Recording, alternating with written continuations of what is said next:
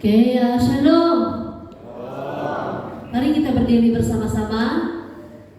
Mari berdiri bersama-sama terlebih dahulu. Kalau boleh, coba kita salam kiri kanan kita, beri senyuman yang terbaik dulu untuk sesama kita pagi hari ini. Katakan selamat beribadah, Tuhan memberkati kita bersama. Ya, puji Tuhan. Haleluya.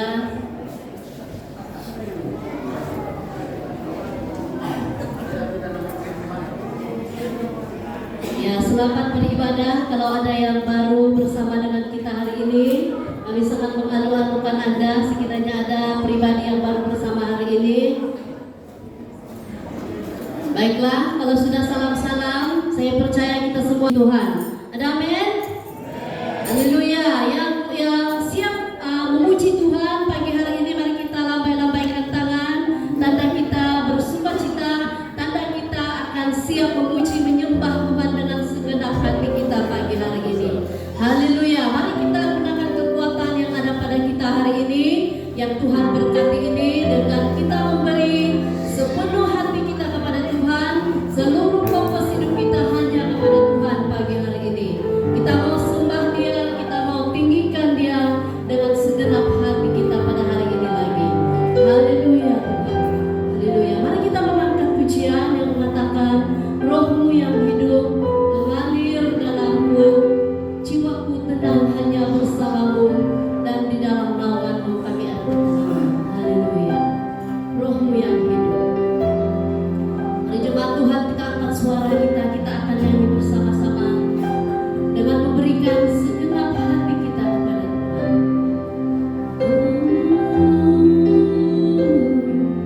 Kami bersyukur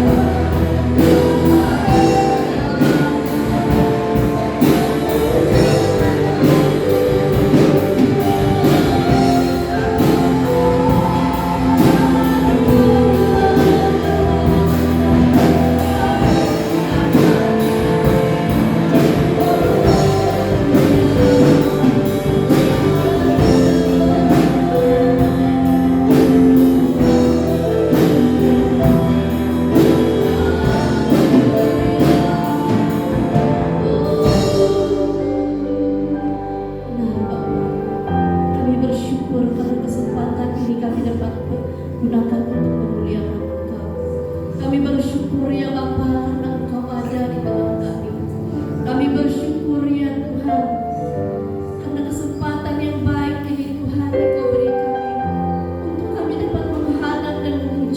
ya Tuhan. Inilah hati kami Tuhan. Kami serahkan sepenuhnya kepada Engkau. Biar pada hari ini Tuhan, pada kesempatan ini, seluruh penyembahan kami ya Bapa, seluruh tubuh jiwa roh kami berkenan di hadapan-Mu. Bapa di surga, biar Roh-Mu yang kudus itu mengurapi kami, memampukan kami untuk fokus kepada Engkau, memampukan kami memberi yang terbaik kepada Engkau lagi hari ini ya Tuhan.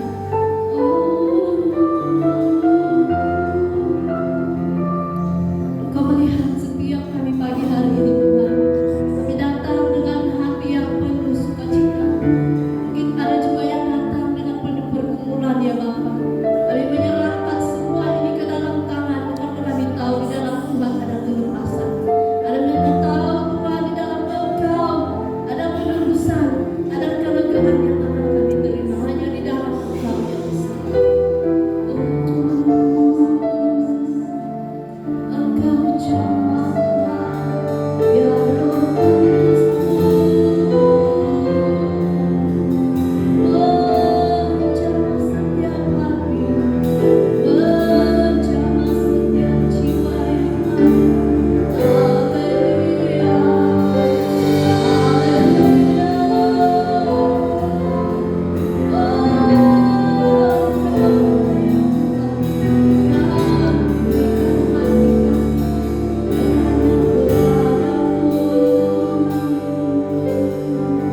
mari kita katakan kebukaan.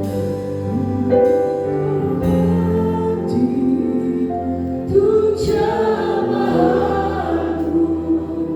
berserah penuh, kami mau berserah di hadirat di hadapan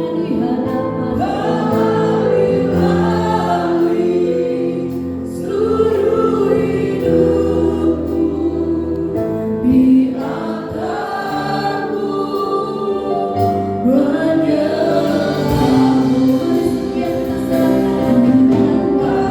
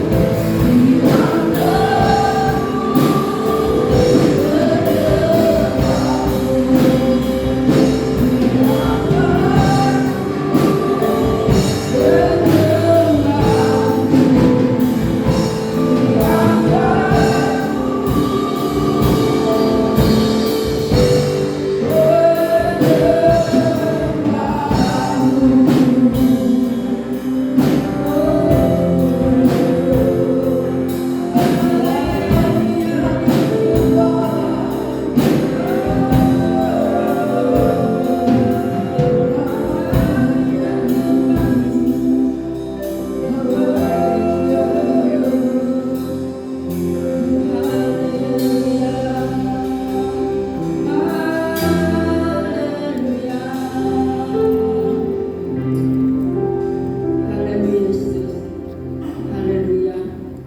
Terima kasih Yesus, terima kasih karena Engkau hadir tengah-tengah kami pada pagi hari ini Tuhan.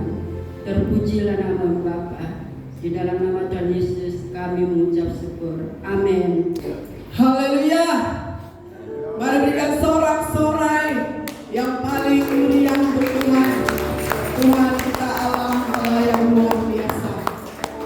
Baiklah, kita teruskan ibadah kita pada pagi hari ini dengan puji-pujian. Dan sambil kita menaikkan pujian ini, kita memberi yang terbaik untuk Tuhan lewat persembahan keuangan kita pada pagi hari ini. Sekali lagi saya persilakan jemaat Tuhan kita berdiri. Kita sama-sama naikkan pujian ini pada pagi hari ini. Hari ini ada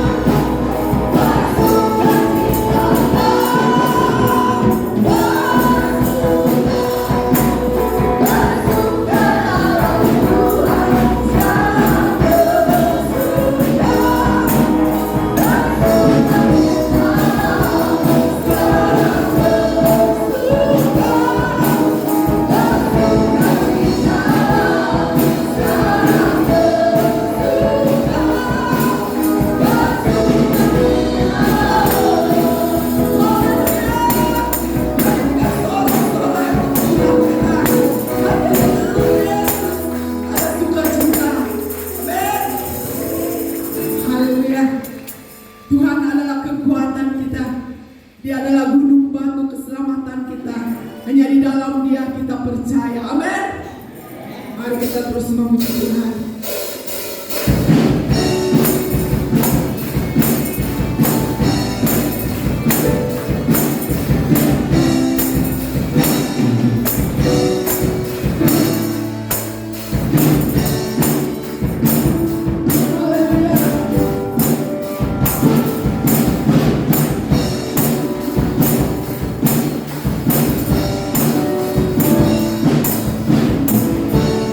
Tuhan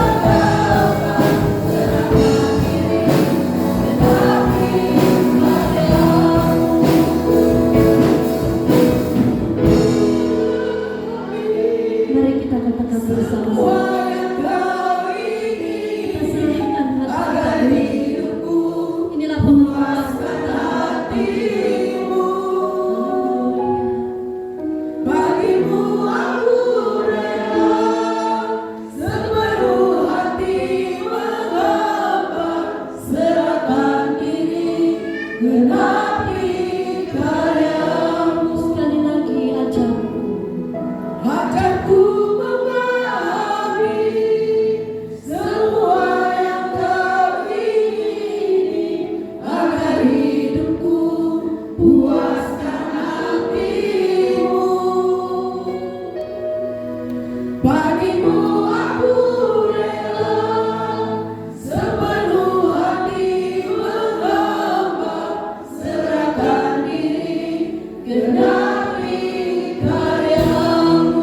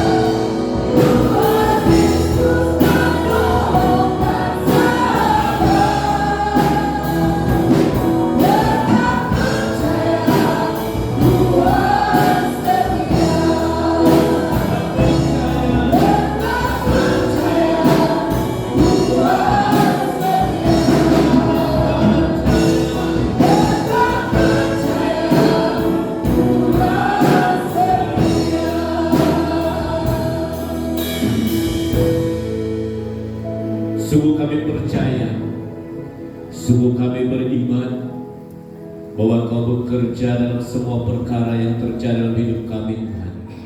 Karena Engkau Tuhan yang sudah berjanji campur tangan menyertai kami dalam segala sesuatu, dari kecil sekecil-kecilnya sehinggalah pada hal-hal yang besar. Engkau Tuhan yang begitu ajaib, begitu luar biasa dalam hidup kami Tuhan. Tidak ada suatu pun yang kami dapat lewati tanpa Engkau. Terima kasih, terpuji nama-Mu ya Tuhan, untuk setiap ungkapan syukur, untuk setiap pujian, setiap pengagungan dan penyembahan yang kami sudah naikkan, yang kami ucapkan kepada Tuhan. Kami bersyukur dan berterima kasih. Tiba waktunya Tuhan untuk kami belajar daripada firman-Mu. Tuhan, kami percaya setiap kebenaran yang Tuhan sudah persiapkan bagi kami semua akan menjadi bahagian kami, menjadi berkat buat kami semua ya Tuhan Yesus. Kami dikuatkan, kami diteguhkan. Ada perubahan yang besar akan terjadi apabila kebenaran firman Tuhan itu bekerja dalam setiap hati kami yang mendengar. Terpuji nama-Mu ya Tuhan. Ini doa yang kami naikkan hanya dalam nama Yesus Kristus Tuhan dan Selamat kami. Kami sudah berdoa. Semua kita katakan bersama. Amin. Persilakan duduk pada semua yang masih berdiri. Terima kasih tim pujian dan penyembahan. Terima kasih para pemusik dan juga para penari yang sudah melayani kita pada hari ini, yang membantu pelayanan Tuhan di tempat ini. Shalom semua. Apa kabar pagi ini? Tapi yang di tengah-tengah itu masih kosong. Semua duduk di tepi. Ya, mungkin takut kesejukan kali kan? Ya. Jadi kita bersyukurlah karena kita tidak panas. Kalau kita berada di luar, wah itu panas sekali. Tetapi apabila kita berada di dalam gereja ini, kita berada bersama-sama memuji menyembah Tuhan, tempat ini dengan kesejukan yang ada di sekeliling kita itu akan memberikan keselesaan kepada kita. Harap kita tidak akan terlena saja, ya. Baik, pada pagi ini saya sungguh bersyukur dan berterima kasih untuk rekan Tuhan yang sudah memimpin dan menyertai sehingga pada saat ini, pada waktu ini. Dan terima kasih juga untuk kesempatan yang begitu indah kita dapat bersama-sama belajar daripada firman Tuhan. Pagi tadi waktu saya ambil masa membaca bagian firman Tuhan, ada satu rima yang Tuhan nyatakan di hati saya, dan rima itu sudah dinyatakan oleh Ibu Bensi tadi dalam doa kita. Ya, apa yang menjadi rima itu adalah kita sebagai orang tua, sebagai ibu bapak, sebagai pemimpin. Kalau saya sebagai ketua majelis dalam gereja, saya menjadi tanggung jawab saya untuk menggerakkan supaya setiap kita punya kerinduan untuk mencari Tuhan. Kalau kita sebagai orang tua, sebagai ibu bapak, kita akan menggerakkan seluruh keluarga kita untuk mencari Tuhan, untuk menghidupi kebenaran firman Tuhan, untuk memiliki kehidupan yang rindu untuk mencari Tuhan. Itu yang Tuhan letakkan di dalam hati saya menjadi rima pada pagi hari ini, yang Ibu Winsi telah bawa dalam doa pada pagi hari ini. Ya, dan yang kedua, firman Tuhan yang saya persiapkan sebenarnya bukan yang ini, bukan yang saya bawa sekarang ini. Beberapa waktu yang lalu saya mempersiapkan yang berkaitan dengan masalah hati nurani, masalah pikiran. Tapi nyatanya waktu saya mempersiapkan itu, hati saya beralih kepada yang lain.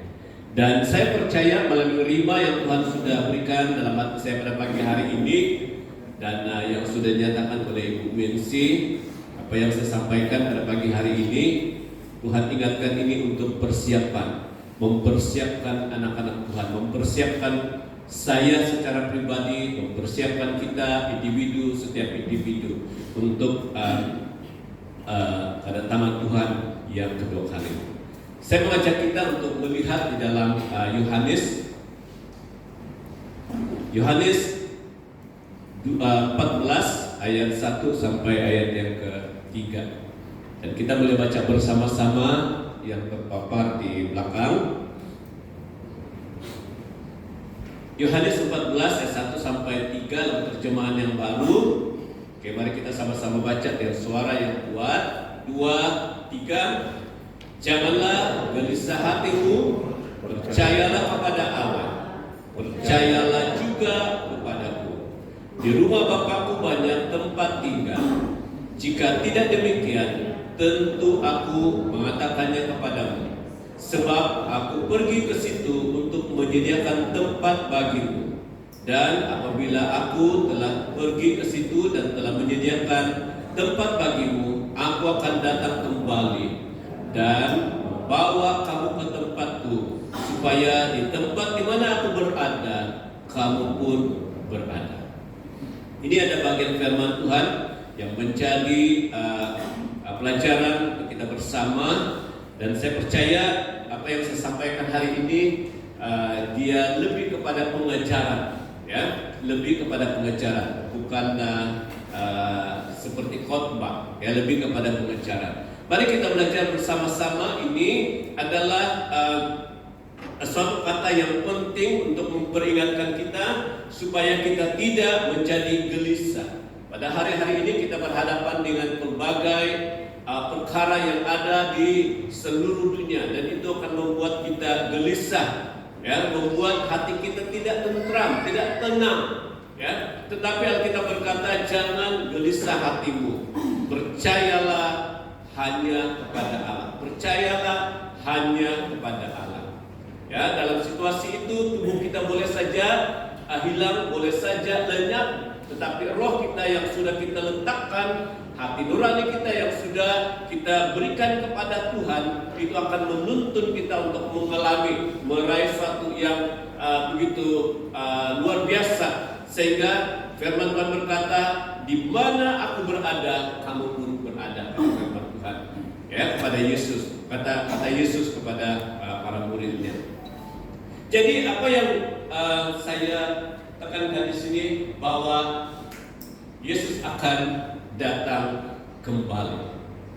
Yesus akan datang kembali. Dalam 1 Tesalonika pasal 3 ayat 13 berkata, kiranya Dia menguatkan hatimu supaya tidak bercacat dan kudus di hadapan Allah dan Bapa kita pada waktu kedatangan Yesus. Pada waktu kedatangan Yesus Tuhan kita dengan semua orang kudusnya. Dalam Ibrani 10 ayat 37 berkata, sebab sedikit, bahkan sangat sedikit waktu lagi, dan Dia, yaitu Yesus, akan datang, sudah akan ada tanpa menangguhkan kedatangannya. Topik yang kita akan bahas, yang kita akan pelajari pada pagi hari ini adalah rentang masa kedatangan Tuhan Yesus yang kedua kali, ya. Rentang masa kedatangan Yesus yang kedua kali. Ini adalah persoalan yang saya pikir mereka yang sudah pergi, ataupun mungkin juga mereka yang sudah berusia 80-an, 70-an, bahkan kita semua yang sudah berada di generasi pertengahan ini, pasti ada persoalan ini. Benarkah ada kedatangan Tuhan Yesus kedua? Kalau kita membaca dalam Alkitab, itu sudah dinyatakan dulu. Ya, waktu saya boleh mengerti, saya sudah dengar ini. Mungkin Bapak Balang dan yang lain-lain yang lebih awal daripada usia saya sudah tahu ini. Kedatangan Tuhan Yesus itu sudah dekat. Tapi kalau kita hitung masa, itu berlalu begitu lama sekali. Dan dekat itu adalah satu yang subjektif, ya, yang kita tidak dapat gambarkan selama mana, sejangka masa, sejauh mana yang dikatakan itu sudah dekat. Ya, sampai ada yang berkata, saya sudah dengar pernyataan ini dari dulu lagi. Sampai akhirnya dia membuat keputusan ini tidak betul, ataupun memang tidak akan datanglah Tuhan Yesus itu. Ya, ada kesimpulan seperti itu karena dia sudah begitu lama mendengar penyataan ini. Persoalan yang boleh timbul yang kedua ialah bagaimana kita tahu bilakah masa kedatangan Yesus itu? Bagaimana kita tahu? Tapi pada pagi hari ini kita akan melihat sekurang-kurangnya ada 2 tanda yang kita akan tahu, ya, bilakah kedatangan Tuhan Yesus itu. Tanda Alkitab dan tanda yang berada di luar Alkitab. Dan yang ketiga yang kita akan bahas, yang kita akan belajar pada pagi hari ini, apa yang perlu kita lakukan nanti kedatangan Tuhan. Setelah kita belajar dan kita tahu bahwa Tuhan Yesus itu akan datang kedua kali, apa yang perlu kita lakukan, yang perlu kita persiapkan. Kalau kita menanti seorang besar pergi ke tempat kita, pasti kita mesyuarat sudah berapa banyak kali. Ya, agihkan tugas-tugas dan kerja-kerja itu dengan semua orang, ya, dan pastikan semua tugas itu sudah ready, sudah sedia. Itulah persiapan kita. Jadi apa persiapan kita untuk menanti kedatangan Tuhan? Sekarang kita mau tahu di mana kita sedang berada. Di mana kita sedang berada. Kalau kamu boleh lihat dan coba ambil masa duduk di belakang sana dan mendongak ke atas, kamu boleh lihat dari kekal sampai kekal itu kan, itu ada cerita dan itu adalah bagian yang disampaikan dalam khotbah pada hari ini. Kita berada di mana? Kita sekarang ini berada di masa anugerah. Kita ada di masa ini, masa gereja, ya. Ini adalah masa anugerah, grace of God, ya. Di mana masa keselamatan, masa keselamatan bukan karena melakukan hukum Taurat Musa, tetapi karena kasih karunia. Ini masa kita berada, ya, bukan melakukan hukum Taurat, tetapi berada di dalam kasih karunia. Itu sebabnya banyak orang masih menanggu-nanggu waktu untuk menerima Tuhan karena kata mereka masih jauh lagi, ya. Ini ada anugerah Tuhan. Tidak apalah, saya masih hidup di dalam dosa, masih ada anugerah untuk saya. Benar, masih ada anugerah, tapi anugerah itu tidak selamanya akan ada, sebab masanya akan berakhir, ya. Masanya akan berakhir. Berakhir itu dalam bentuk apa? Kita pergi, kita meninggal dunia tanpa kita rancang, tanpa kita tahu. Itu adalah akhir daripada hidup kita. Dan yang kedua adalah kedatangan Tuhan Yesus yang akan ada di angkasa, di awan-awan, yang sebentar kita akan belajar bersama. Dan kita berada di masa ini, zaman pengorbanan Yesus yang membawa keselamatan kepada orang percaya, orang yang percaya kepadanya. Kita berada di masa ini. Kita berada di masa penantian kedatangan Tuhan Yesus melalui tanda-tanda di langit, di bumi, dan di bawah bumi. Dalam Kisah pasal 2, Kisah Para Rasul pasal 2 ayat 19. Kita berada di sini. Dan mari kita lihat yang pertama. Apakah tanda dari Alkitab? Ya, tanda dari Alkitab yang tertulis dalam Matius 24 ayat 4 hingga 14. Kita tidak membaca, tetapi saya sudah menggaris beberapa atau mencatat beberapa yang telah dicatatkan dalam bagian ini. Tanda dari Alkitab dikatakan yang pertama, muncul penyesat. Ayat 4. Menyamar sebagai Mesias. Ayat yang kelima. Ada berita perang, bangsa lawan bangsa, kerajaan lawan kerajaan, kelaparan terjadi, gempa bumi, penyiksaan orang percaya, pembunuhan orang percaya yang dibenci, banyak orang akan murtad, saling membenci, banyak nabi palsu akan muncul. Ayat 11. Kedurhakaan bertambah-tambah, kasih kebanyakan orang menjadi dingin, Injil diberitakan ke seluruh dunia. Berdasarkan ada 16 tanda yang dicatatkan dalam Matius 24. Tanda manakah yang belum tergenapi? Saya tidak perlu minta kamu respon, tetapi berdasarkan dari 1 sampai yang ke-16, ternyata semuanya sudah ada, sudah terjadi. Hanya yang ini, Injil diberitakan ke seluruh dunia. Tetapi kita percaya dalam era teknologi yang canggih pada hari ini, dalam media sosial yang begitu menguasai seluruh dunia pada hari ini, saya percaya bahwa ini akan sedikit waktu, ya, seluruh dunia akan mendengar Injil. Dia mendengar, bukan menerima Injil. Dia dengar saja, supaya nanti mereka tidak boleh membantah pada masa kedatangan Tuhan Yesus. Mereka tidak mendengar, sebab ada orang yang menyampaikan Injil, media massa, mereka dapat membaca, ya. Kemudian Alkitab kita bukan lagi Alkitab bertulis, bercetak. Ada Alkitab di dalam telepon, di mana-mana mereka boleh akses. Ya, ini menunjukkan bahwa Injil itu kan sedikit waktu akan tersebar ke seluruh dunia. Injil akan diberitakan ke seluruh dunia sebelum kedatangan Tuhan Yesus. Tadi kita berada di sini, sekarang kita berada di sini, ya. Dan ini akan terjadi Pentakosta yang ketiga, penuaian jiwa besar-besaran melalui suatu goncangan. Melalui suatu goncangan, ya, itu akan terjadi, ya. Itulah rentang masa sebelum kedatangan Tuhan Yesus yang kedua kali. Dalam Matius 24 ayat 14 berkata, dan Injil kerajaan ini akan diberitakan di seluruh dunia, menjadi kesaksian bagi semua bangsa. Sesudah itu barulah tiba kesudahannya. Ini adalah gambaran-gambaran bahwa Injil itu sedang berada di serata tempat. Dan saya percaya ketika Injil itu sudah berada di seluruh dunia, maka akan terjadi sesuatu yang dinamakan goncangan. Goncangan ini akan membawa suatu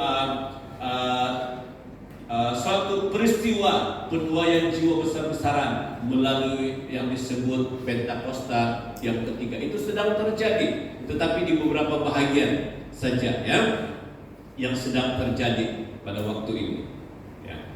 Jadi kita berada di sini, ya.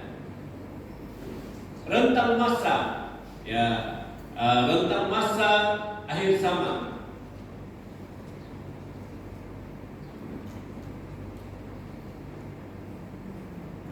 Setelah ini berakhir, yang disebut sebagai zaman gereja, masa anugerah, maka akan terjadi sesuatu yang disebut sebagai rapture ataupun pengangkatan, ya. Dan ini pun ada 3 tafsiran tentang pengangkatan ini. Sebelum kedatangan Tuhan itu, pengangkatan itu akan terjadi sebelum pesan besar, semasa pesan besar, ataupun selepas pesan besar, ya. Tapi pasti akan ada pengangkatan ataupun rapture ini. Dan siapa yang diangkat, ya, dikatakan di sini, ketika sangkakala ditiup Yesus turun dari surga ke awan-awan.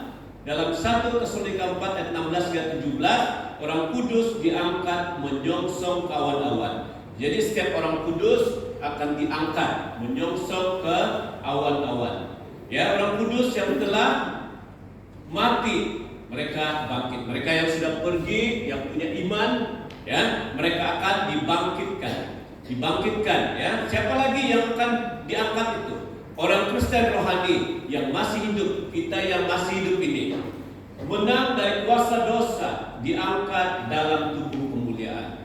Kita bukan diangkat seperti tubuh kita sekarang, tapi akan ada tubuh kemuliaan yang membuat kita diangkat berada di awan-awan, di angkasa bersama dengan Tuhan Yesus. Ini adalah rentang masa tentang pengangkatan. Kalau kita lihat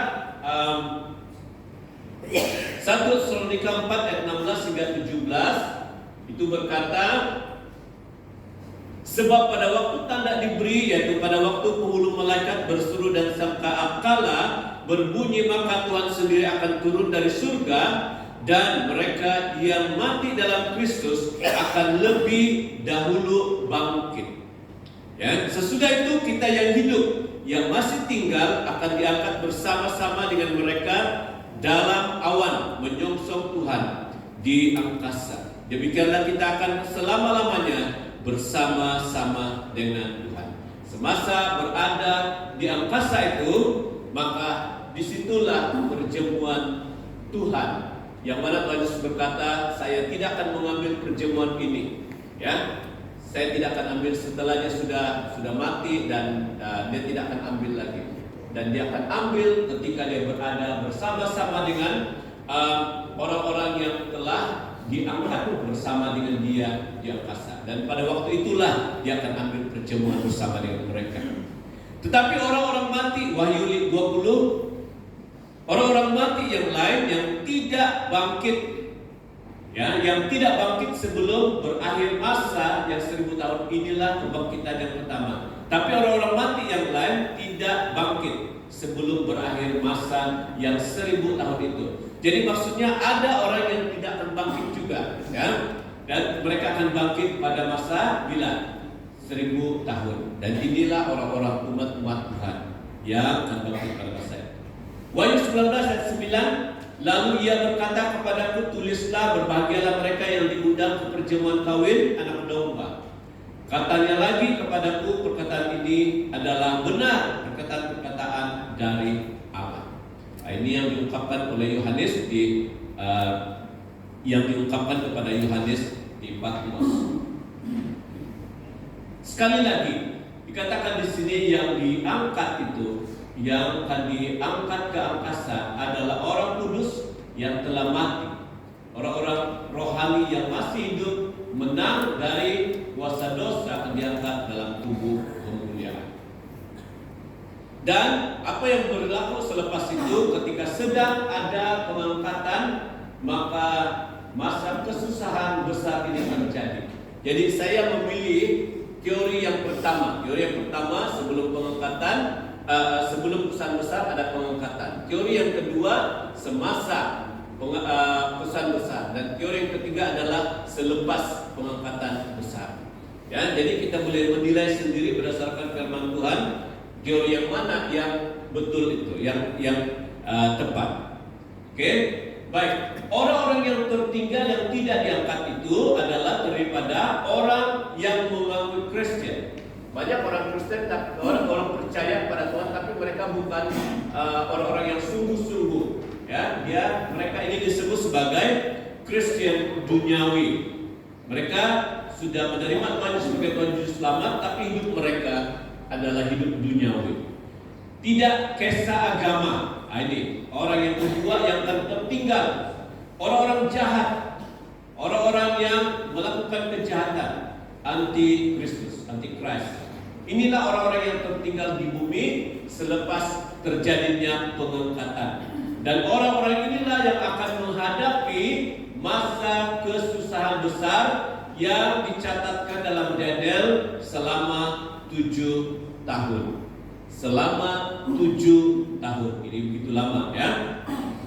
Dan pada masa ini, pada masa Antikris berkuasa, pemerintahan Antikris dan yang kita sebut sebagai chip 66 itu sedang berleluasa di bumi, ya, di bumi, dan itu akan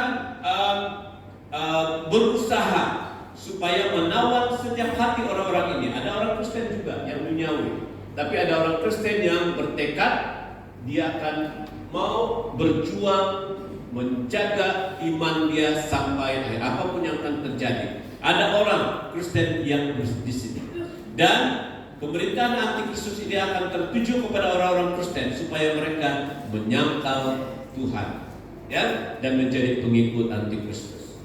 Perjamuan kawin sedang terjadi di awan-awan. Mari kita lihat dalam 2 Tesalonika pasal 2. Berkata dalam 2 Tesalonika ini, janganlah kamu memberi dirimu disesatkan orang dengan cara yang bagaimanapun juga sebelum Sebab sebelum hari itu haruslah datang dahulu murtad, dan haruslah dinyatakan dahulu manusia durhaka yang harus binasa, yaitu lawan yang meninggikan diri di atas segala yang disebut atau yang disembah sebagai Allah. Bahkan ia duduk di bait Allah dan mau menyatakan diri sebagai Allah. Dan sekarang kamu tahu apa yang menahan dia, apa yang menahan dia yang berkuasa itu, sehingga ia baru akan menyatakan diri pada waktu yang telah ditentukan baginya. Karena segala rahasia kedurhakaan telah mulai bekerja, tetapi sekarang masih ada yang menahan.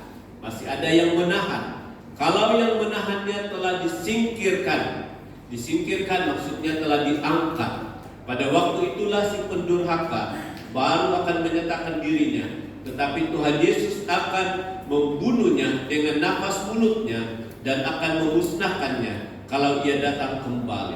Kedatangan si pendurhaka itu adalah pekerjaan iblis dan akan disertai rupa-rupa perbuatan ajaib, tanda-tanda dan mukjizat palsu, dengan rupa-rupa tipu daya jahat terhadap orang-orang yang harus binasa karena mereka tidak menerima dan mengasihi kebenaran yang dapat menyelamatkan mereka. Ini tidak dapat berlaku, ya. Apa yang dikatakan tadi ini belum berlaku sebab ada yang masih menahannya. Ya. Siapa yang menahannya? Orang-orang yang terus berdoa kepada Tuhan. Ya, orang-orang yang percaya. Tetapi ketika orang-orang percaya itu diangkat, maka tidak ada yang akan menahannya. Itu salah satu daripada yang menahannya. Oke, dan apa yang terjadi pada masa itu, orang-orang yang tertinggal ini, ya, orang-orang yang tertinggal seperti yang saya katakan tadi, orang Kristen duniawi yang tidak kisah agama, orang jahat antikristus, mereka masih ada peluang untuk mengalami keselamatan. Tetapi itu suatu yang begitu sukar. Mereka akan berjuang habis-habisan dengan kebijaksanaan sendiri. Sebab Roh Kudus itu sudah tidak ada di bumi bersama-sama dengan Tuhan Yesus di awan-awan. Itulah salah satu yang menahan ini terjadi. Ya, oke. Yang seterusnya, ketika terjadinya kesan besar, maka agenda kerjaan setan itu adalah bermula dengan pemerintahan dunia baru, ya, pemerintahan dunia baru, dan inilah yang dikatakan terjadinya chip 666. Banyak terjemahan dengan chip 66. Ada yang mengatakan itu suatu benda yang kecil yang dimasukkan di dalam tubuh. Ada juga yang menafsirkannya sebagai pikiran manusia yang sudah dibutakan, pikiran dan perbuatan. Ini perbuatan, tangan ini bekerja untuk melakukan perbuatan, ya, perbuatan-perbuatan jahat. Jadi akan wujud kerajaan antikristus di dunia ini, ya. Oke, dan apa yang berlaku, satanisme, perdukunan secara global, free sex, lesbian, ya, dan yang lain, homoseks, ya. Ini akan terjadi secara leluasa di bumi ketika pada masa kesusahan besar itu. Ya, ini adalah agenda. Ya, jadi kita boleh menilai sendiri.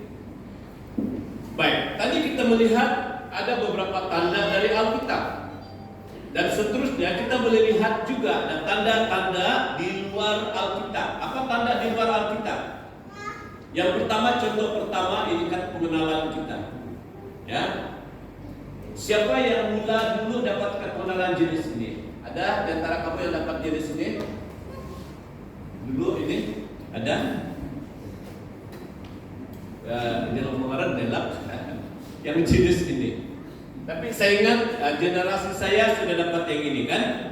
Semua, kebanyakan kita dapat yang ini. Ditukar kepada yang ini. Kemudian tukar lagi kepada yang ada sekarang.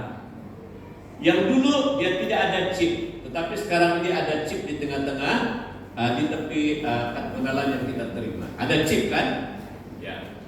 Chip ini boleh di berbagai guna. Boleh untuk perbankan dan yang lain-lain. dan boleh juga menjadi pengenalan diri. Ya, oke, nanti saya akan jelaskan apa dia punya manfaat chip ini, apa yang mereka boleh gunakan dengan chip yang ada. Oke, kemudian perkembangan teknologi selain daripada pengenalan ini juga komputer. Ya, komputer. Kalau kita lihat dulu komputer dia bermula dari sini. Ya, sampai kira inilah yang ada hari ini. Tetapi ada lagi yang terbaru. Ya, ada lagi yang terbaru daripada itu. Nah, ini perkembangannya tentang teknologi dunia.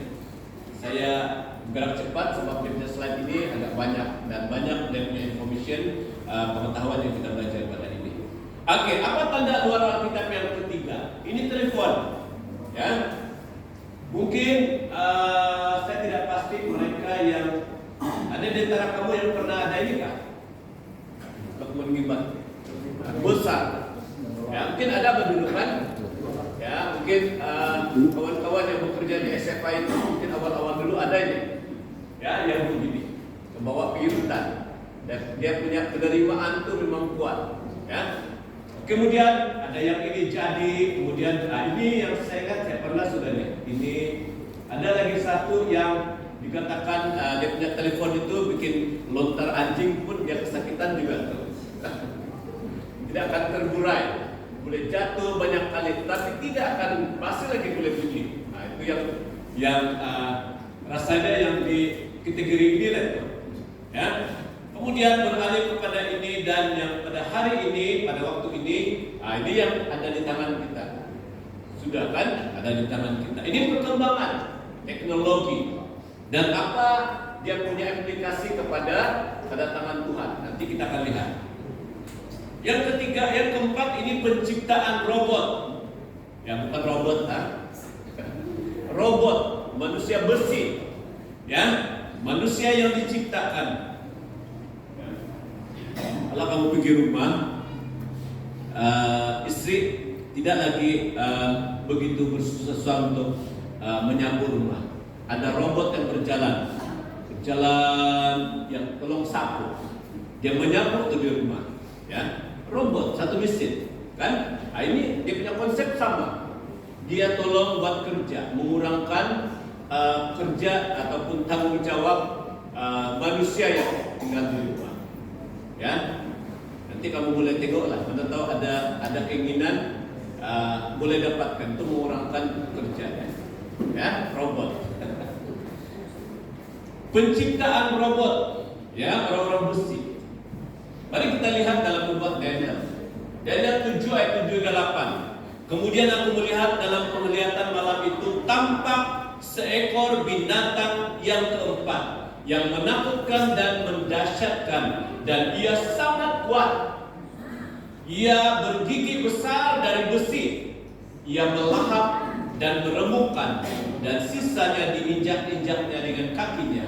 Ia berbeda dengan segala binatang yang terdahulu. Lagi pula ia bertanduk 10. Sementara aku memperhatikan tanduk-tanduk itu, tampak tumbuh di antaranya satu tanduk lain yang kecil, sehingga 3 dari tanduk-tanduk yang dahulu itu tercabut, dan pada tanduk itu tampak ada mata seperti mata manusia dan mulut yang menyombong. Apa makna daripada ini? Ini nubuatan tentang penguasa di akhir zaman. Ya, penguasanya siapa? Penguasanya tidak lain dan tidak bukan ini yang akan berkuasa. Akhir-akhir ini ada tempat-tempat yang mengusahakan perniagaan sudah tidak memerlukan tenaga kerja yang ramai lagi. Nanti saya akan jelaskan juga.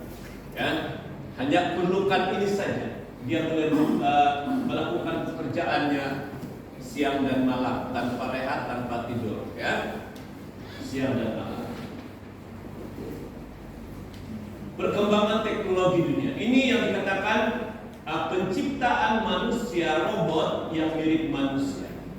Kalau kamu lihat ini kan mungkin ada sebagiannya boleh nampak masih seperti seperti besi ciptaan. Tetapi akhirnya kamu lihat yang ini, dia seperti manusia biasa.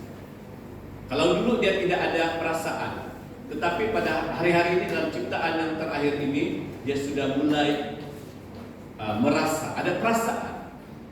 Ini manusia besi yang dicipta, yang mula-mula tidak ada emosi, ya, tetapi akhirnya sudah ada emosi. Inilah perkembangan teknologi. Ya, saya ada satu klip ataupun satu slide, satu cerita. Ini tentang cerita bagaimana robot ini membantu keluarga. Dia diupah, bukan upah orang, tapi upah robot ini membantu setiap kerja. Dan dia menjalankan arahan-arahan yang sudah di set ataupun yang sudah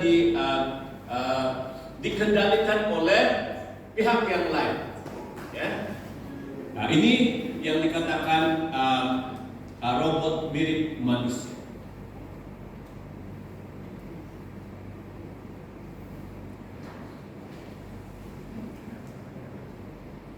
Oke, kemudian kita akan lihat juga perkembangan internet pada hari ini kan.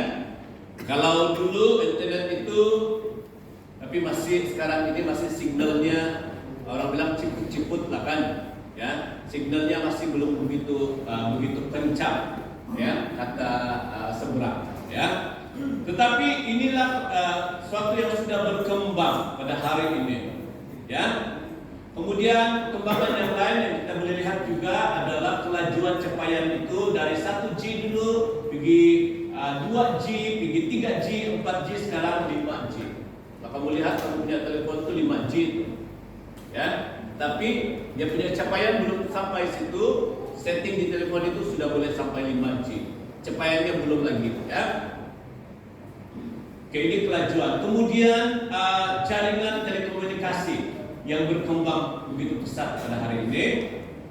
Oke, kemudian ada perkembangan lagi yang berkaitan dengan RFID, microchip, radio frequency identification. Ya, jadi kita punya IC itu nanti dia boleh jadi ini RFID. Ya, kita jalan saja, ada scanner, ada perakam.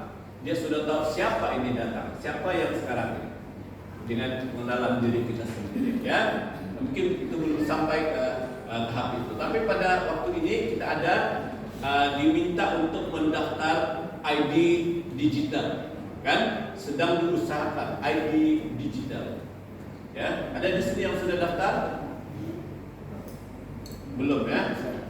Oke, jadi kita coba explore dulu, coba belajar, coba cari tahu tentang itu, ya, sebelum kita daftar. Oke, ini dia punya sistem, ya. Oke, dan ini adalah cara apa fungsinya RFID, apa fungsinya? Fungsinya tidak lain tidak bukan adalah untuk perbankan. Oke, dalam sistem pembayaran. Sekarang ini ada cadangan persepuluhan di gereja kita pakai barcode saja, ataupun kita pakai QR code. Kita rakam saja dan transfer. Kan? Itu adalah ini sistem RFID yang sedang kita buat. Jadi kalau kita jalan kemana-mana tidak ada uang kertas atau uang duit dalam dompet, tidak apa. Yang penting duit dalam account itu masih ada. Kita boleh kemana-mana dengan itu. Ya, hanya kita scan saja, ya, untuk membayar. Tidak bimbang apa-apa, kan? Ya, inilah sistemnya. Ya, menggunakan RFID.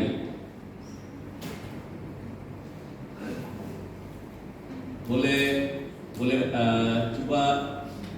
coba tekan play bagian ini. Kita lihat bagaimana RFID dalam membeli belah. Dan besarkan dia punya suara.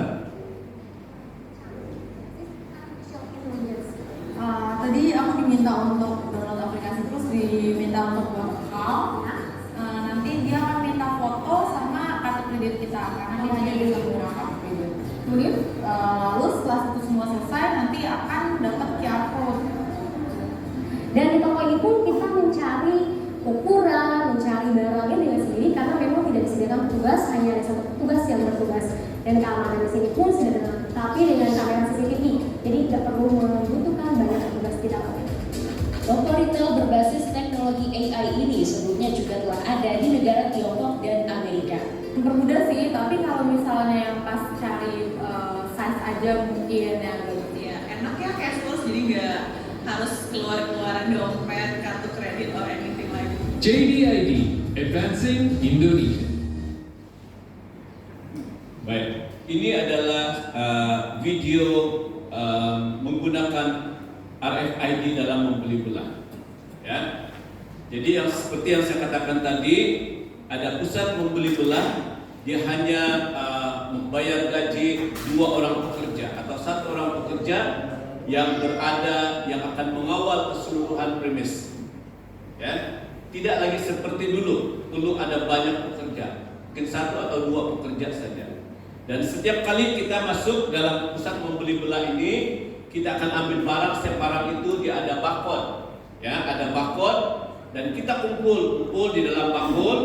Dan sesudah itu kita tidak perlu lagi scan di counter, ya. Tetapi sistem itu akan merakam barang-barang yang kita sudah beli. Kemudian dia akan tolak daripada kad kredit ataupun kad debit card kita yang kita daftar dalam sistem itu. Dia akan tolak dari situ. Jadi kalau misalnya kita punya nilai duit dalam kad itu tidak cukup, dia akan bunyi ataupun dia akan bercakap. Ya, duit dalam, mungkin beginilah, duit dalam kad kamu tidak cukup. Ya. Jadi terpaksa kita tidak boleh keluar juga. Ya, sistem itu sudah kawal. Kita kena keluarkan barang. Ya, sebagian barang itu supaya nilainya cukup untuk duit yang ada dalam kad. Tidak perlu lagi kita berbaris di counter dan bayar.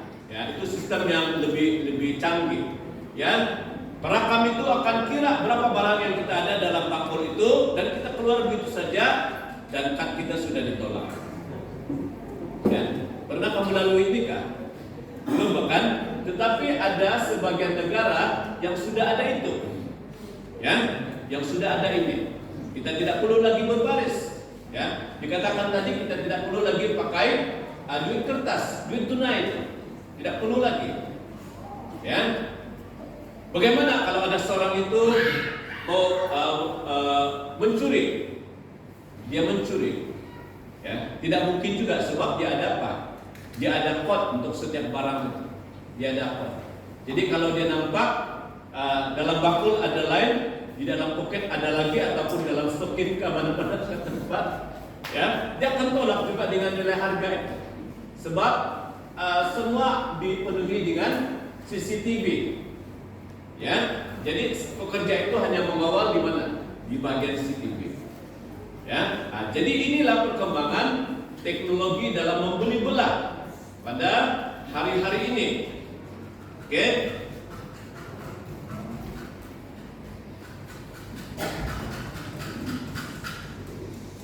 Baik, yang ini pun juga perkembangan, ya. Bagaimana internet itu boleh dihubungkan kepada semua, ya. Internet yang ada sekarang ini boleh dihubung dengan telepon yang ini, boleh dihubung dengan iPad, boleh dihubung dengan mana-mana yang ada, yang kita register, ya. Oke, ini perkembangannya. Kecerdasan buatan AI yang tadi itu, ya, capaian internet berkelajuan tinggi sudah menguasai dunia. Ya, ini sedang terjadi. Kami di jabatan kerajaan diminta untuk hadir dalam taklimat ini. Tapi sebenarnya kita sudah menggunakan AI ini sebenarnya. Ini kecerdasan buatan ini. Kita sudah pakai, di rumah kita sudah ada ini. Ya, tapi untuk tujuan yang membantu kita. Akan datang, ini akan digunakan untuk hal yang jahat. Ya, hal yang tidak baik. Ya, nah, jadi inilah yang terjadi pada hari ini. Kemudian tidak lama mungkin kita sampai di kelajuan ini, 6G. Ya, ada setengah negara yang sudah ada ini. Kita tidak perlu lagi, kalau saya itu ada perkara yang penting di rumah tidak dapat akses, saya pergi ke tepi jalan dalam kereta dan akses ke sana. Ya, tapi kalau suatu masa akan datang, kita punya kemajuannya sudah tinggi dan semua boleh capai, di mana-mana pun kita boleh akses itu. Ya, nah, ini perkembangannya. Pengesanan pengenalan diri kita. Bagaimana kita boleh memesan? Sekarang ini kita punya pengenalan diri. Salah satu daripadanya ialah cap jari ataupun tangan, kan? Itu pengenalannya. Yang kedua ialah melalui kod ataupun nombor. Melalui kod ataupun nombor. Kalau kami hadir di office itu, kami gunakan apa? Cap jari, ya. Dan boleh juga gunakan kod. Cap jari, letak saja jari. Terima kasih, ya. Ataupun kamu sudah datang. Nah, begitulah kan, ya. Nah, jadi ini ini pengesanan pengenalan diri. Kemudian ada juga menggunakan mata, ya. Dia ada satu sistem, dan kalau dia membuka pintu ataupun minta kebenaran apa-apa, dia hanya tunjukkan bagian mata dia. Ya, dia akan rakam ke bagian mata. Oke, kemudian ada cara yang lain lagi menggunakan muka ataupun metrik. Rasanya telepon kita pun sudah ada ini. Ya, membuka itu dengan muka, ya. Tapi kalau masa itu kita punya waktu kita rakam itu kita ada kumis, tiba-tiba kumis kita sudah dicukur, dia tidak boleh akses. Boleh jadi begitu. Kemudian juga boleh menggunakan chip. Nah, ini yang terakhir. Boleh menggunakan chip, tidak lagi pakai muka. Muka itu boleh berubah, kan? Boleh diubah di muka. Ya. Mungkin mata itu boleh diubah. Mereka pakai contact lens, berubah sudah, kan? Ya. Tetapi sesuatu yang dibenamkan berbentuk chip yang ditanam di benam itu tidak akan berubah sampai bila-bila. Orang itu semakin tua pun tetap ada di dalamnya, tidak akan berubah. Oke, hari ini pada waktu ini anjing-anjing ataupun binatang mereka tanam chip. Tanam chip ini supaya mengesan di mana anjing itu berada. Siapa punya anjing yang mati itu? Ada, ya. Guna chip saja, ya, beri kesan. Jadi nanti kita punya pemimpin gereja tidak perlu siapa punya anjing nih, ya, yang sudah yang mati di tepi jalan, contoh begitulah, kan. Menggunakan apa? Chip. Menggunakan chip, ya. Tetapi belum ada sebagian negara ini untuk manusia. Manusia itu kalau dia hilang, tujuannya bagus juga sebenarnya pada mulanya, kan, mengesan. Banyak kereta yang mewah dia ada chip di dalam itu. Jadi mereka boleh pesan di mana kereta itu berada. Kalau kereta itu hilang, mereka tahu di mana kereta itu berada. Sebab dia ada chip di dalamnya untuk pemesan. Oke, Antichrist akan memaksa penggunaan ini. Ya, dia akan menggunakan pemimpin-pemimpin negara untuk melaksanakan ini. Baik, kita teruskan kepada rentang masa yang tadi itu. Setelah kesusahan besar akan terjadi yang disebut sebagai perang Armageddon. Oke, perang ini yang mana Tuhan Yesus akan turun berperang dengan antikristus, dan antikristus itu akan dikalahkan setelah berlakunya kesusahan besar. Ya, ini akan terjadi. Dan kemudian barulah terjadi kerajaan 1000 tahun. Iblis dan setan itu akan dilemparkan dalam jurang maut. Oke, sementara dua golongan manusia ini akan menjadi pemerintah pada masa itu.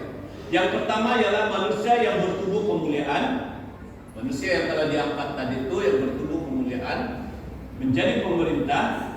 Dan yang kedua adalah manusia bertubuh jasmani yang terlepas daripada kesusahan besar. Itu sebabnya Alkitab berkata, ketika kesusahan besar itu terjadi, tidak ada orang yang rumah-rumah itu akan jadi kosong. Mereka akan lari ke gunung-gunung bersembunyi jauh di sana, ya, dalam masa 7 tahun. Nah, dan saya terpikir begini dulu, kalau ini terjadi, ya, orang-orang yang tidak diangkat ini perlu ada kemahiran untuk tinggal di hutan. Dia boleh mencari makanan di hutan, dia boleh pandai pandai hidup di dalam hutan, pandai kehidupan yang mencabar ataupun survive di hutan, mesti ya, kalau rasa-rasa tidak diangkat itu perlu disediakan ya untuk lari, sebab masih ada peluang, tapi peluangnya begitu sukar. Itu sebabnya kita berkata kalau ada ibu yang sedang mengandung pada waktu kesan besar itu suatu yang begitu mencabar sekali ya.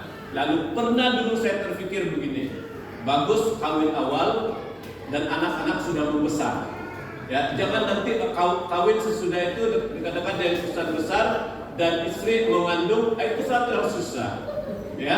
Jadi kalau masih yang ada pasangan yang sudah ada itu kan, yang sudah ada itu cepat-cepat ada keturunan lah supaya anak itu cepat membesar ya. Soal kita berkata itu satu masa yang begitu sukar ya, begitu sukar ya. Jadi kalau dekat-dekat mau pulang sudah kan dan tidak melalui usaha besar ini, sangat bersyukurlah ya, tidak melalui itu. Pulang cepat ya, pulang cepat sebelum ada pesan besar ya. Jadi kalau teori yang kedua itu terjadi, pengangkatan itu terjadi pada waktu kesusahan besar sedang, itu suatu yang begitu membuat kita menderita ya, itu membuat kita menderita. Apalagi kalau teori yang ketiga itu yang terjadi selepas kesusahan besar ya. Oke, jadi kita harap itu akan terjadi di masa awal sebelum kesusahan besar. Oke. Dan selepas kerajaan 1000 tahun, iblis akan dilepaskan seketika. Dan inilah misi penyiasatan bangsa-bangsa keempat. Bangsa-bangsa yang keempat ke penjuru bumi. Ya, waktu iblis dilepaskan. Ini rentang masanya. Oke, kemudian pada masa itu akan terjadi suatu peperangan lagi yang dinamakan perang Gog Magog yang disebut dalam Alkitab Wahyu 20 ya. Dan sesudah itu barulah terjadi penghakiman akhir, kebangkitan yang kedua. Ini kebangkitan yang kedua. Tadi kebangkitan yang pertama, kebangkitan kedua. Siapa yang bangkit pada masa itu? Semua orang-orang lain yang tidak bangkit pada kebangkitan pertama, dan juga orang-orang yang sudah mati syahid semasa kesusahan besar yang akan dibangkitkan pada waktu ini. Semua ya. Dan ini penghakiman yang terakhir. Dan disinilah waktunya untuk memisahkan antara domba dan kambing. Nah, inilah waktunya pemisahan itu terjadi. Orang-orang yang mati di dalam dosa akan dibangkitkan pada waktu ini untuk dihukum. Ya, mereka masih ada lagi berada di dunia orang mati. Tapi ketika penghakiman terakhir, mereka akan dibangkitkan untuk dihukum. Orang-orang yang telah setia dan telah diangkat dalam perjamuan kawin ini, mereka akan menerima yang disebut anugerah. Ini adalah masa anugerah, masa penganugerahan. Ada yang kita baca Alkitab, ada mahkota, ada pakaian kebesaran. Masa inilah akan diberikan. Oke. Dan sesudah itu akan terjadi langit yang baru, ya, bumi yang baru. Dalam Yesaya 65 ayat 17 berkata, sebab sesungguhnya Aku menciptakan langit yang baru dan bumi yang baru. Hal-hal yang dahulu tidak akan diingat lagi dan tidak akan timbul lagi dalam hati. Ya, kita tidak tahu langit dan bumi yang baru itu letaknya di mana. Adakah bumi ini sudah hancur, akan ada langit yang baru dan sebagainya, ataupun di suatu tempat yang lain, pun kita tidak tahu. Tapi kita berkata akan ada langit baru dan bumi yang baru. Lalu aku, Yohanes, melihat langit yang baru dan bumi yang baru, sebab langit yang pertama dan bumi yang pertama telah berlalu dan laut pun tidak ada lagi. Inilah tempat di mana orang-orang yang setia menjaga imannya, menjaga kekudusannya akan berada bersama-sama dengan Tuhan. Apa respon kita akan kedatangan Tuhan ini? Saya percaya rima yang saya terima pada pagi hari ini memberikan kita suatu respon untuk meresponi kedatangan Tuhan. Apa respon kita untuk meresponi kedatangan Tuhan? Yang pertama ialah percaya, mengakui Tuhan dalam hidup kita. Dalam Amsal 3 ayat 5 hingga 6. Oke? Akuilah Dia dalam kehidupanmu. Kalau kamu membaca ini dalam Amsal 3, ya, Amsal 3 ayat 5 hingga 6. Kemudian yang kedua, apa respon kita? Berjaga-jaga dan sedar setiap waktu. Setiap waktu, bukan hari Minggu saja kita perlu berjaga-jaga dan sedar, tetapi setiap waktu, di mana kita berada, di rumah, di tempat kerja, di sekolah, di mana-mana, di ladang, di kebun, tetap berjaga-jaga dan sedar setiap waktu tentang kedatangannya itu seperti pencuri.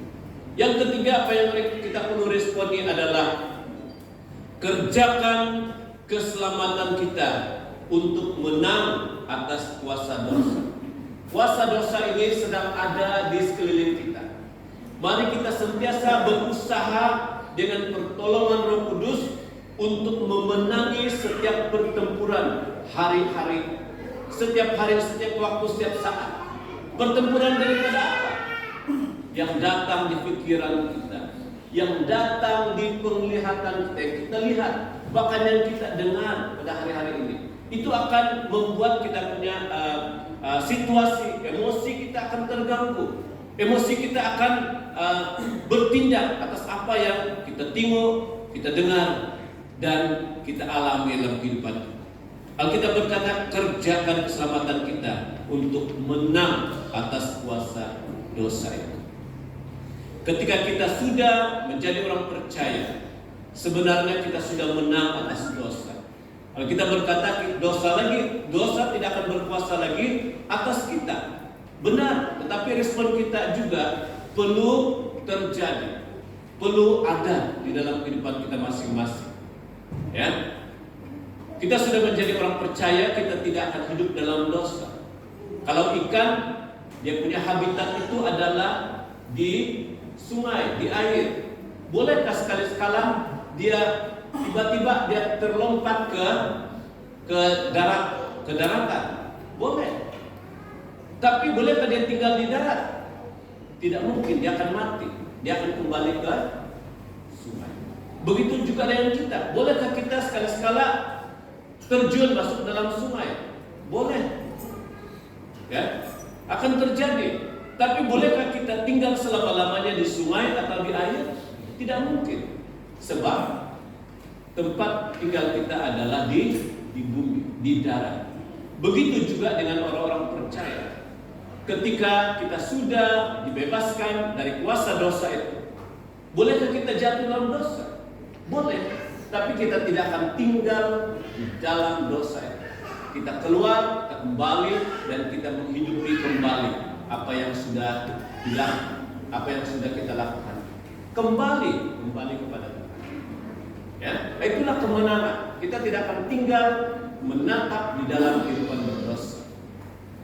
Yang ketiga adalah hidup dengan bijaksana pada hari-hari yang jahat ini. Hidup dengan bijaksana. Anak-anak yang muda, remaja, kita perlu belajar daripada pengalaman orang yang lain.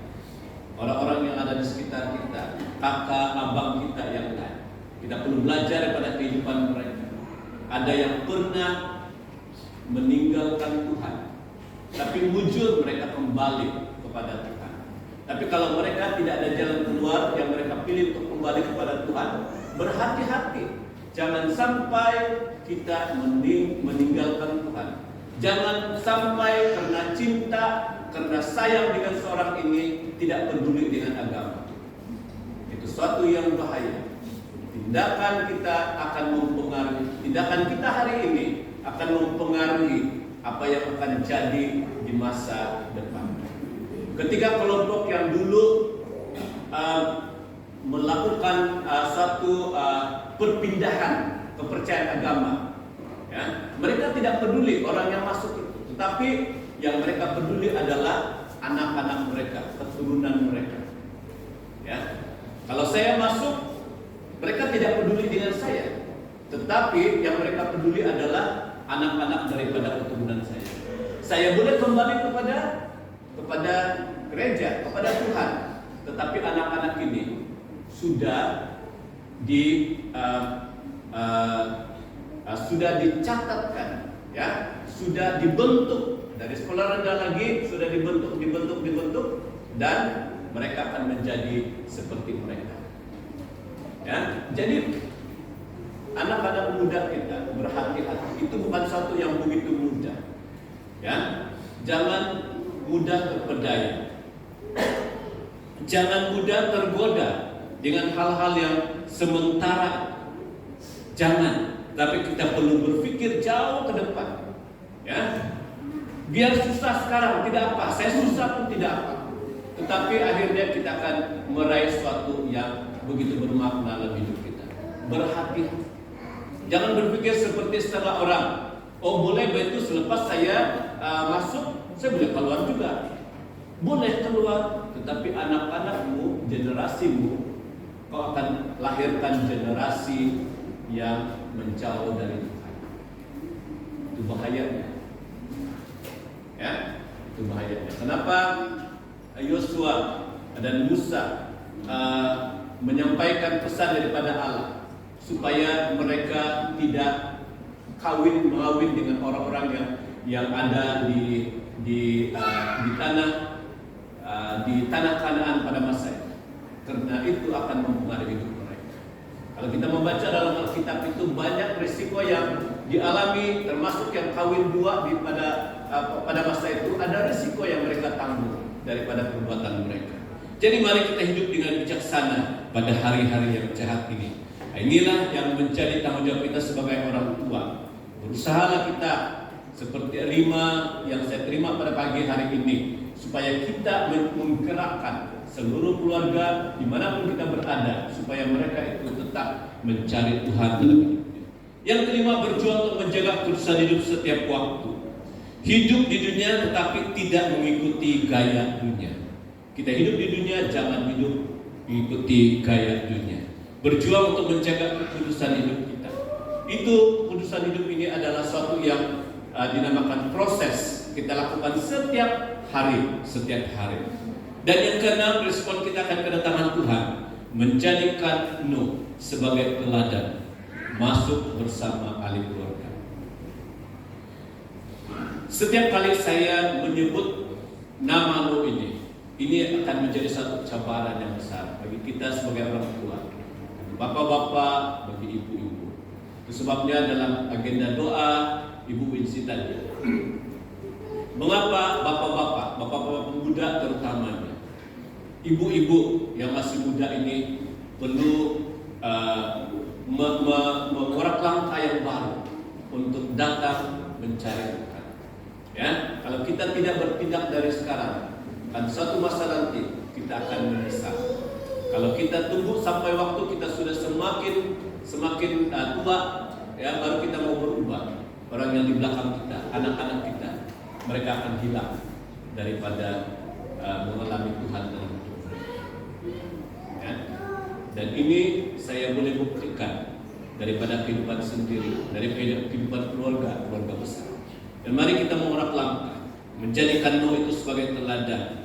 Dan kita harapkan seluruh keluarga kita memiliki hati yang siap diubah, dibentuk oleh Tuhan. Tapi kalau kita sudah lakukan bahagian kita, tapi akhirnya mereka membuat keputusan mereka sendiri untuk meninggalkan Tuhan, itu urusan mereka sudah. Ya, yang penting bahagian kita sudah kita lakukan. Tapi walau bagaimanapun pada masa yang sama kita akan berusaha juga supaya mereka tidak akan jatuh, masih memegang tangan mereka untuk mengatakan tidak. Mari kita berdiri bersama.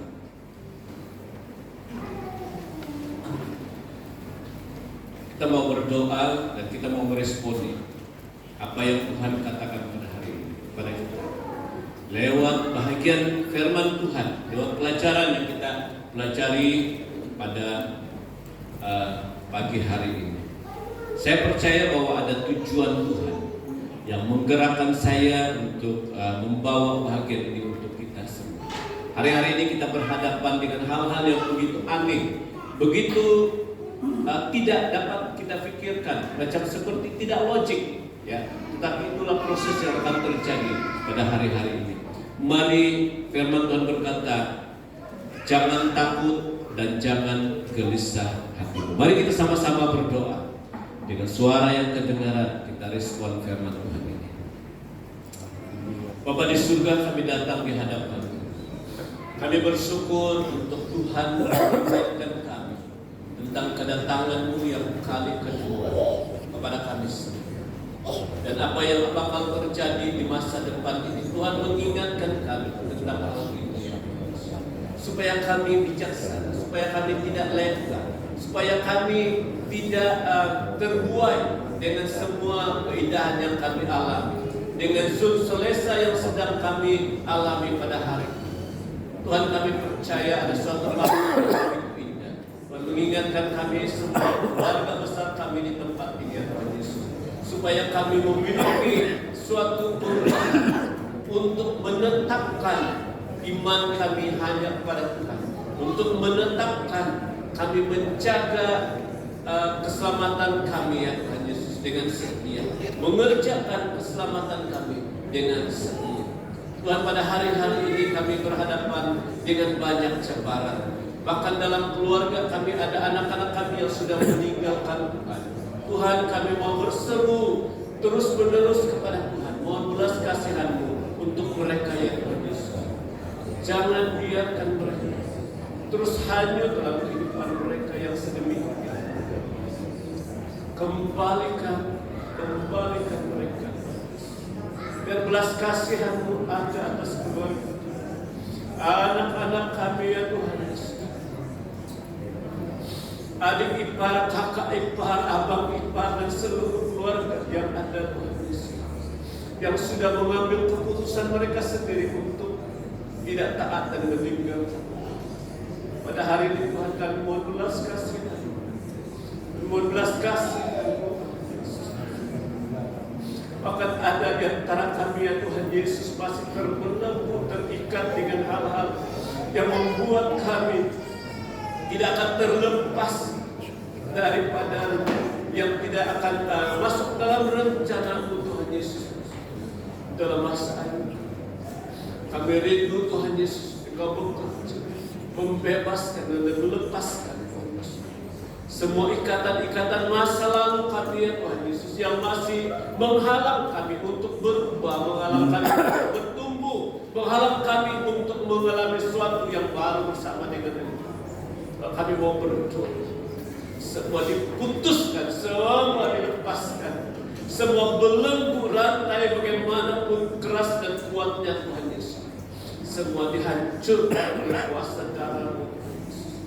Biar kerinduan Tuhan akan meluap-luap di hati kami, berkuasa Roh Kudus-Mu yang bergerak di kami, Tuhan Yesus, untuk menetapkan pendirian kami, ya Tuhan Yesus, untuk menetapkan kesetiaan kami hanya kepada-Mu. Terima kasih Tuhan untuk peringatan-Mu. Terima kasih Tuhan untuk peringatan. Hamba sebagai alat-Mu saja yang sudah berhenti menyampaikan message ini. Boleh jadi, ya Tuhan Yesus, kami akan lupa selepas ini apa yang menjadi pesan Tuhan. Tetapi Roh Kudus tidak akan lupa. Roh Kudus tidak akan membiarkan kami terus lupa. Tuhan, Engkaulah yang mengingatkan kami dari waktu ke waktu, supaya kami mempersiapkan diri kami dan bersedia berkata yang kedua. Tidak ada seorang pun dari ahli keluarga kami, ya Tuhan Yesus, yang akan tertinggal. Biar seperti keluarga semua masuk dalam bahtera keselamatan. Inilah kerinduan kami bersama, ya Tuhan Yesus, untuk gereja-Mu yang ada di tempat. Agenda-Mu akan terjadi di tempat, melalui kami semua yang menjadi alat-Mu saja. Engkau semakin ditambah-tambahkan kemuliaan-Nya, kami semakin direndahkan. Engkau saja yang layak dimuliakan atas semuanya, ya. Makasih Bapa di surga untuk kesempatan ini. Berkati kami semua. Kami percaya kami akan pulang nanti ya Tuhan, dengan penuh sukacita dan sejahtera. Karena firman Tuhan yang mengubah dan mengingatkan kami semua. Pujilah nama-Mu yang kudus. Ini doa yang kami naikkan. Ini respon setiap pribadi. Respon hati kami semua yang sudah mendengar firman Tuhan. Di dalam nama Tuhan Yesus, kami sudah berdoa dan bersyukur. Semua kita katakan bersama.